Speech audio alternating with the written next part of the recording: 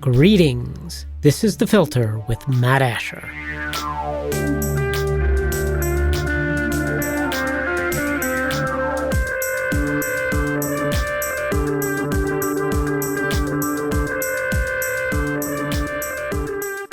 Before I begin, a quick note. In this episode, I elaborate on an analogy I mentioned at the beginning of my interview with Katie Herzog. See episode 10 of The Filter for that interview. Much of the material here is based on a talk I gave about a year ago. Hope you enjoy. If you want to understand what's happening in our society right now, you have to look back in time. I'm not the only one to suggest we are reliving some version of the past. Others are pointing to parallels with the rise of communism and struggle sessions, or the disintegration of the U.S. into violent partisan hatred so strong it might lead to another civil war. I see value in these other parallels, however imperfect. But in my opinion, if you want to understand what's happening to our society, culture, and institutions, I think you need to go back and look at what happened on the North American continent from the early colonial period to the triumph of manifest destiny. What I'm going to present is, in effect, an extended analogy or elaborate model for our current moment.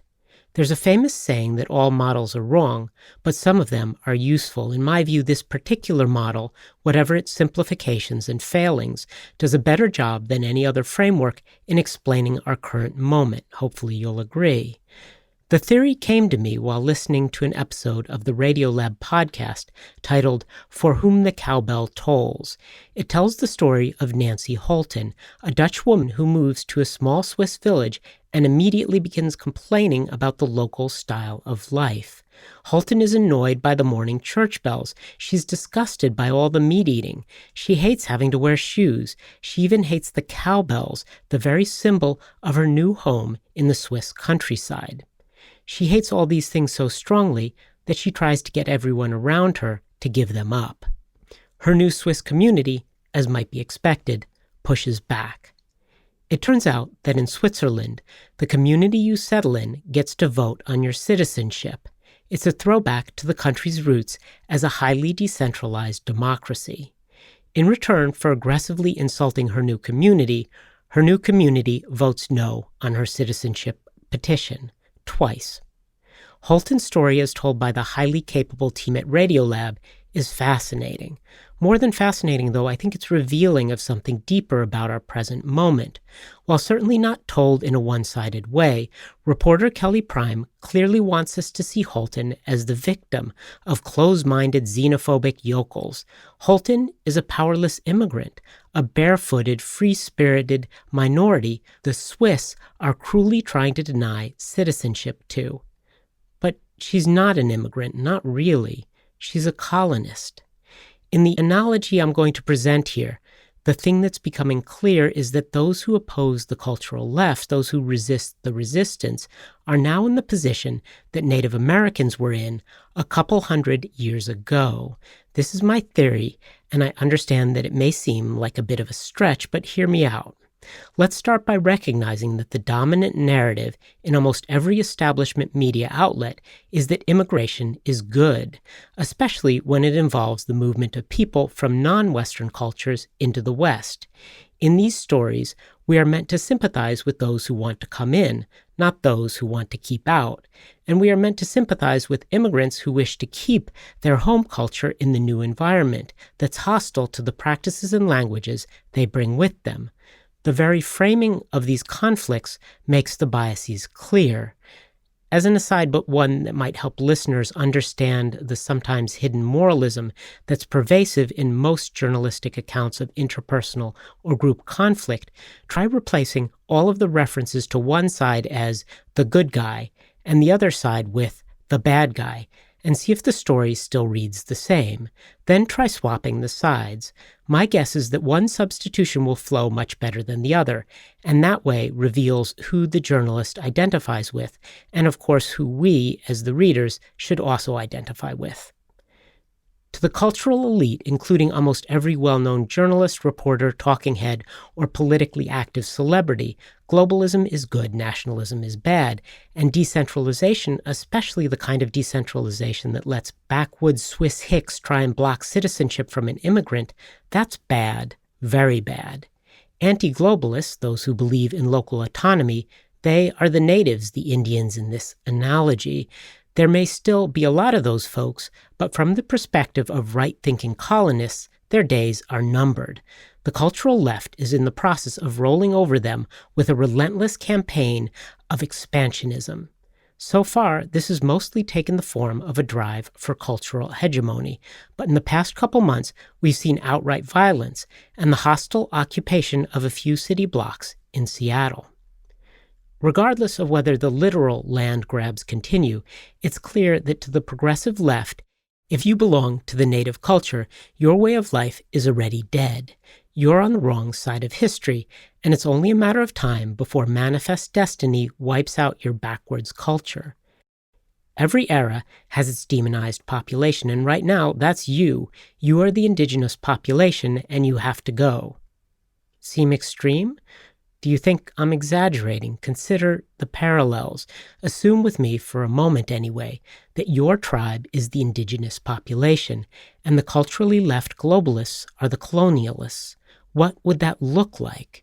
Among other things, we might see the following. Stories of bad things done by your tribe are amplified endlessly by the press, while stories of bad actions by the colonialists are ignored. If an Indian kills a settler, that's front-page news for months. But if a hunting party of colonialists accidentally shoots a couple of your kind, then takes their land, well, so what? It doesn't even matter if the transgressions by your tribe even happened. How many high-profile hoaxes have there been in the past couple years? Hoaxes are a wonderful glimpse at the underlying narrative that the colonialists want to tell. They're a reflection of their own dark feelings towards the natives. They are a perfect glimpse into how the colonialists see you and, importantly, how they want everyone else to see you too. In the face of this asymmetry, there's no point in pointing to countervailing data, because the data is irrelevant. There's no point in complaining about the biases in reporting, because complaining about bias doesn't matter. As I've said before in the very first episode of The Filter, expecting fair reporting right now is like expecting the refs at a Harlem Globetrotters game to be neutral.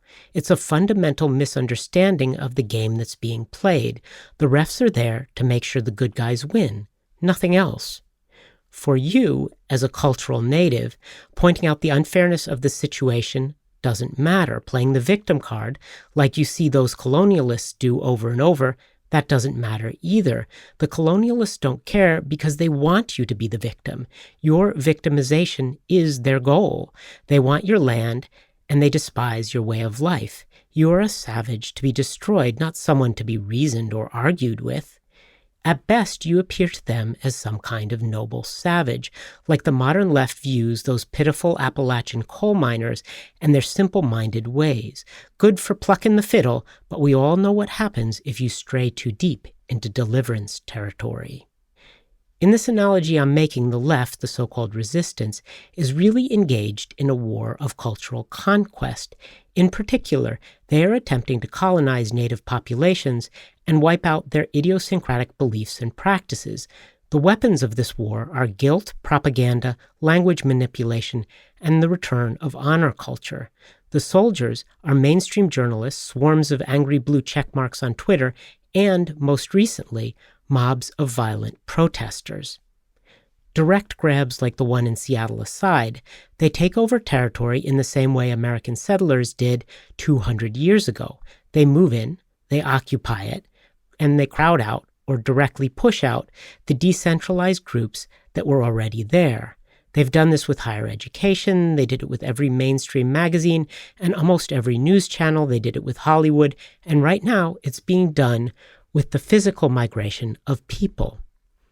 Holten, The woman in the Radiolab story, she's a colonist, imbued with the God-given right to move wherever she wants and begin imposing her views on the native population, because her views are unquestionably right. She's on the right side of history. The locals are backwards people who just happen to live in an idyllic rural paradise she wants to occupy, so long as they get rid of the church bells and the cowbells and the meat eating and anything else that bothers her sensibilities.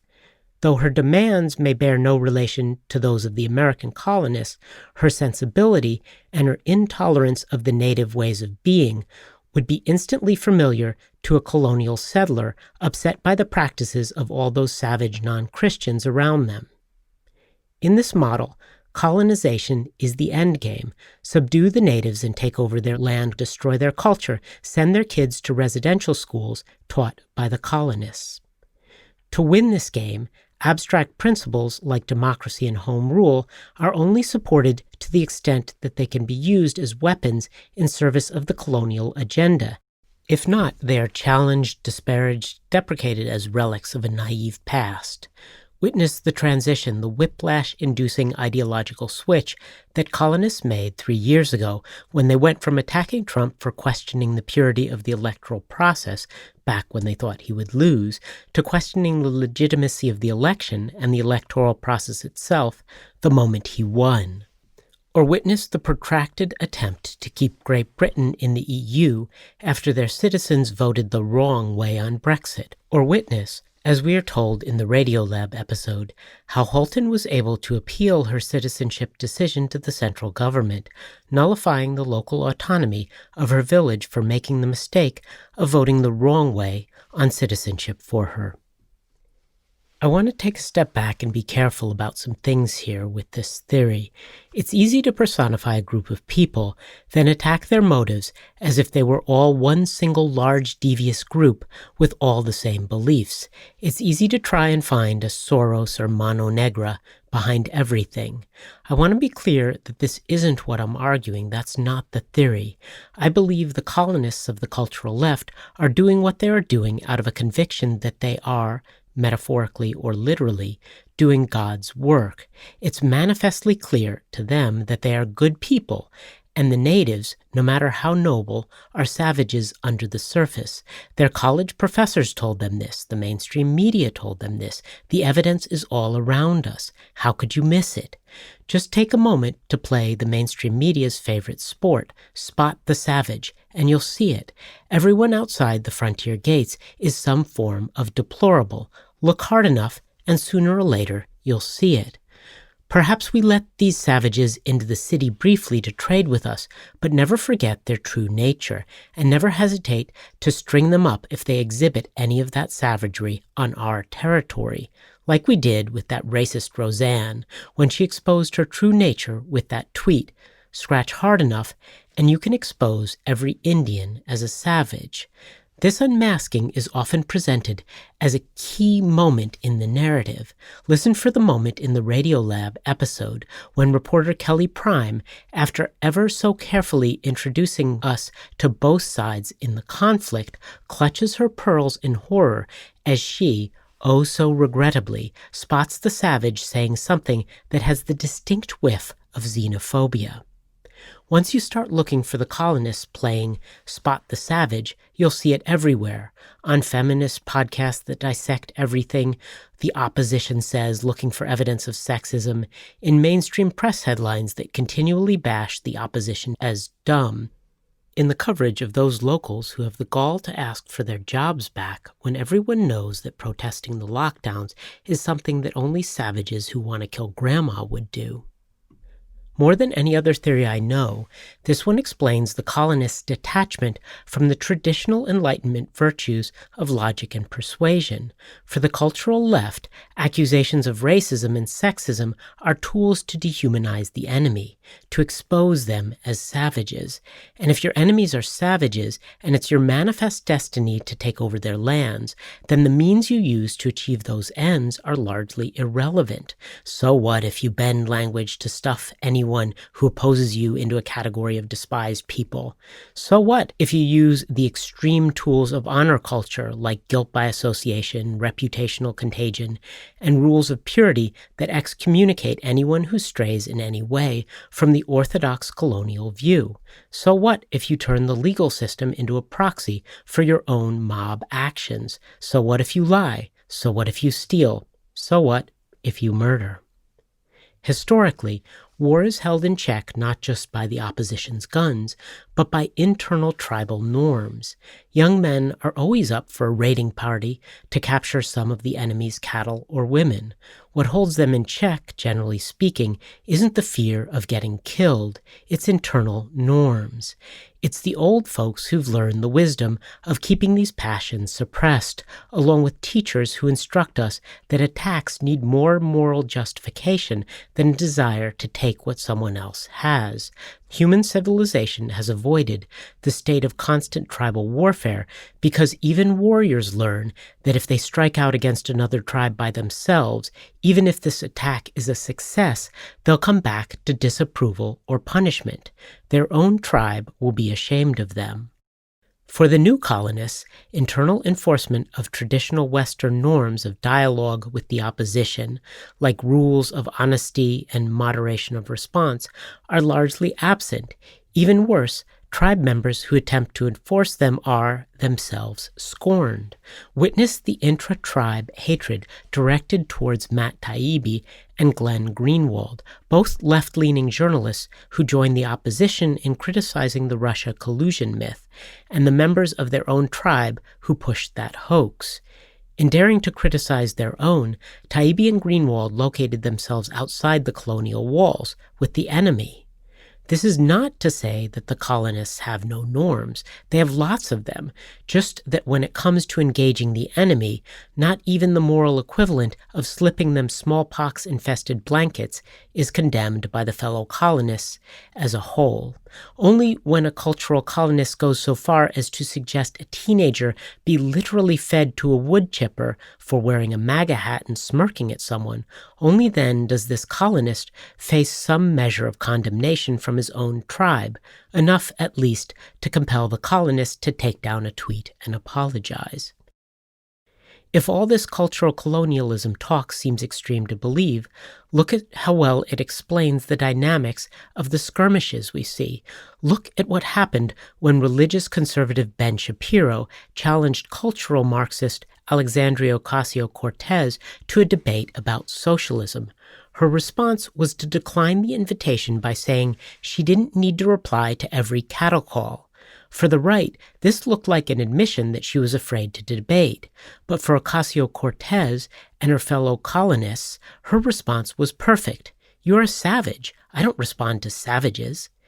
In the model I'm presenting, the natives are fighting with the tools of enlightenment, whereas the colonists are using newer, much more potent weapons: identity politics, victimhood theology, and linguistic shenanigans, like significant stuffing and the normative-nominative two-step, tools I'll describe in more detail in future episodes. These tools work because they're backed up by aggressive emotional appeals and an internal logic so twisted that arguing against it is like debating a flat earther. Try for a moment to argue with someone who claims they lack privilege and point out to them how strange it is that they feel entitled to yell at people they disagree with to sit down and shut up. It's a strange lack of privilege that empowers you to shriek at others without fear of reprisal. If you are a native, if you oppose the colonists, then your own speech is called hate speech and banned. Your tweets and posts are censored or hidden. Your arguments are considered so dangerous that the colonists need safe spaces to hide away from them and can't tolerate allowing anyone to make them on their campuses. The great fear of a colonist is that their members will defect and go join up with the native tribe. This explains why colonists invest so much energy stigmatizing the others. It's why they excommunicate friends who vote red. It's why they beat up so many people for wearing red hats. It's why they try and label anyone who doesn't agree with them with the vilest slurs they can imagine.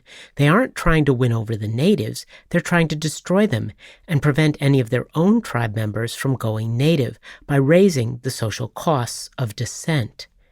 Lately, the natives have begun to realize that the tools of the Enlightenment are failing them in this war.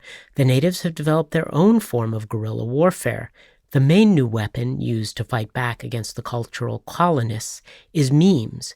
If calling memes a weapon seems like a silly claim, it didn't seem silly to Hillary Clinton in 2016 when she spent a significant amount of energy going after a cartoon frog. Because people like to take things out of context or assume things that aren't said just because they're not disclaimed, I want to be as clear as possible about something. The theory I'm presenting is not meant to be a defense of any indigenous group or their beliefs. It's not to say that every complaint of the cultural colonists against the natives is unfounded, and it's most certainly not to claim that the peoples being colonized are saints. This is not a defense of any specific culture or ism. There are, you might say, bad people on both sides of the frontier walls. I just don't find the story of woke cultural warriors bringing enlightenment to the savages persuasive. To me, it looks similar to a group of unbathed, disease-ridden American colonists lecturing indigenous populations about purity.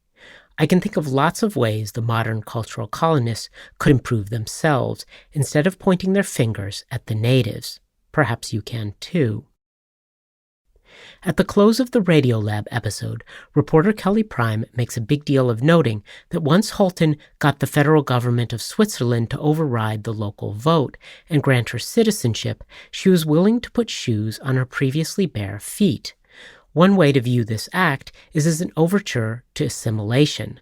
Once she's forced the local population to accept her presence, she moderates her behavior as a show of respect to theirs. But I have a hard time seeing it that way. To me, it looks like a colonist, secure in her domination of the indigenous population, hanging up one of those dream catchers from her window as a talisman, a reminder of some romanticized version of the vanquished.